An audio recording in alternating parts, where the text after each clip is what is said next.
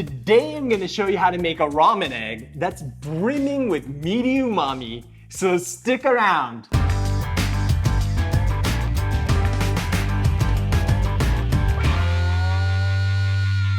Welcome back to No Recipes.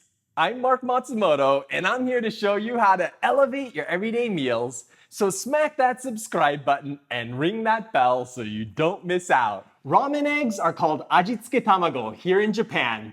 And the best way to make them is to marinate soft-boiled eggs in the braising liquid left over when you make chashu. This not only infuses them with the savory, sweet flavor of the liquid, you also get the umami from the pork. But today, I wanted to see if I could make one that's just as flavorful without making chashu. So here's what I came up with. Let's start with a look at our ingredients. The first thing you're gonna need are a bunch of eggs. I like using eggs from hens that have been fed a diet rich in beta-carotene because it makes the yolks a vibrant orange color. For the marinade, I'm using 3/4 of a cup of low-sodium chicken stock, a 1/3 cup of soy sauce, a 1/3 cup of sake, 2 tablespoons of sugar, and a 25-gram piece of fresh ginger. Let's start by making the ramen egg marinade.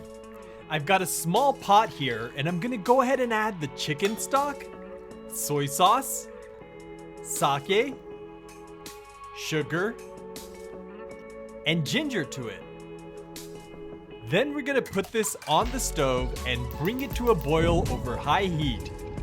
The idea here is to burn off the alcohol in the sake while infusing the liquid with the flavor of the ginger. Chicken stock naturally contains a compound called IMP that synergizes with the glutamate in sake and soy sauce.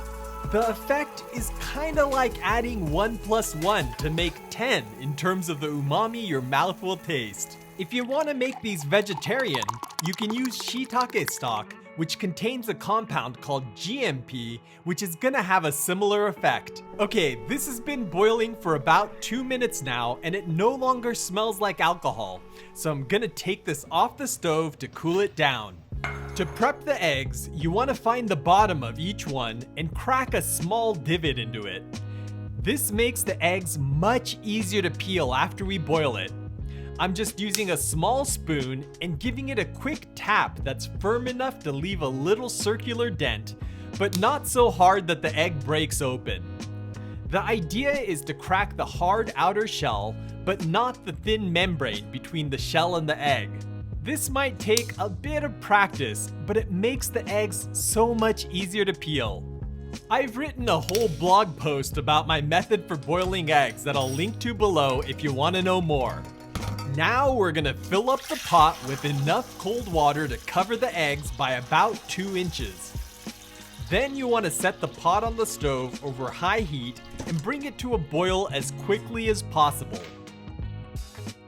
I haven't found a scientific explanation for why cracking the eggs makes them easier to peel, but you can see from the little air bubbles coming up from the eggs that there's some water going into the shell. I think what's happening here is that the inner membrane absorbs some of this water, which keeps the egg white from sticking to it. If you have an explanation for this, I'd love to hear it in the comments. Once it reaches a full boil, turn off the heat and set a timer for 5 to 6 minutes. There are many variables that can affect the boiling time for eggs, like their size and temperature, the efficiency of your stove, and even your elevation. So you'll probably need to try this a few times until you find the perfect time for your setup. Once the timer is up, you want to immediately drain and chill the eggs in cold water for at least 20 minutes. Soaking the eggs in water after boiling them also seems to help make them easier to peel. So if you notice they're not peeling well, try keeping them submerged for a little bit longer. Now I'm gonna use a spoon to evenly crack the shell around every egg. Be sure to keep the cracked eggs soaking in the water. Once you have them all cracked, it's time for the moment of truth. How easily are these gonna peel? I'm gonna start from the bottom of the egg where we crack the divot and just work my way around the egg in a spiral, being sure to keep the egg wet at all times. And look at that, a perfectly peeled, soft-boiled egg. By the way, these are fresh eggs that I just picked up at the market, so they'd normally be very difficult to peel without making them look like the moon.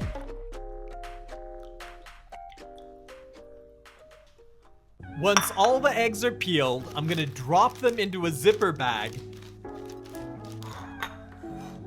remove the ginger from the marinade, and pour the sauce into the bag with the eggs. Then you want to press out as much air as possible and seal the bag up. You can also do this in a bowl, but you're gonna need more marinade in order to make sure all the eggs are submerged. Now I'm just gonna pop this in the fridge and let them soak for at least 8 hours or as long as 12 hours. Be sure to swish the eggs around a few times while they soak to make sure you don't end up with any white spots. Okay, let's see how these turned out. You don't want to soak them for too long or the yolks will turn brown, but these are looking perfect. By the way, the marinade will work for 2 to 3 batches of eggs, so be sure to hang on to it. These look well seasoned and delicious on the outside, but let's have a look at the inside. Just look at that rich, jammy yolk. I ended up making about 3 dozen eggs using different combinations and ratios of ingredients. But the chicken stock was the key to making these taste like they were marinated in chashu braising liquid. I ended up keeping things pretty basic here, but there's a lot of room to improvise with the broth, and you could also add aromatics like scallions or garlic to the brine. I love all different preparations of eggs, but I have to say this is one of my favorite, and I could easily polish off this whole plate.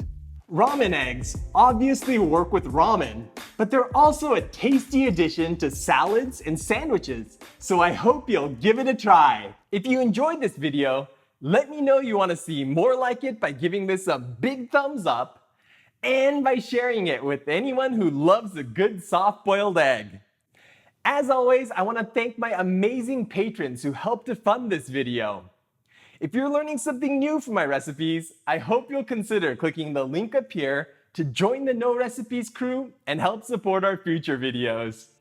Well, I snacked on a few too many of these eggs while shooting this, so I'm gonna go for a walk, but I'll catch you in the next one.